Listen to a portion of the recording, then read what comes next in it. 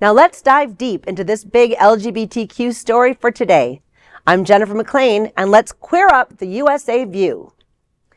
NBC Out is out? LGBTQ advocates ask after network cuts queer coverage. As The Wrap and The Advocate report, NBC News has laid off roughly 150 employees, about 7% of its newsroom, and dissolved its dedicated editorial teams covering Black, Latino, Asian American, and LGBTQ plus communities. The cuts come as NBC reorganizes under a new entity called Versant, separating MSNBC from NBC News. Executives said the move aims to, quote, eliminate overlap and streamline operations, end quote.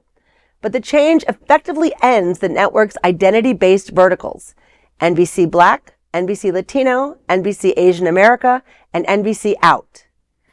NBC said some staff will be reassigned and that the outlet's reporting will be integrated into broader coverage. But critics fear the result will lead to fewer stories on marginalized voices. Rich Ferraro, GLAAD's chief communications officer, called the decision, quote, part of a dangerous pattern of mainstream media outlets choosing to lose trusted and talented journalists who focus on important LGBTQ news that otherwise is underreported or not reported at all. This is a terrible and poorly timed loss for journalism and for our democracy, end quote. He praised NBC Out's team for reporting that earned the trust of queer Americans and allies.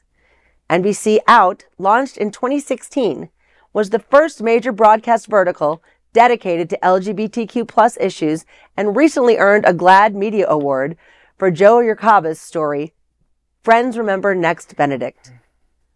The layoffs reflect a broader contraction in U.S. media, where outlets are cutting diversity and identity desks amid economic pressure and backlash against DEI programs.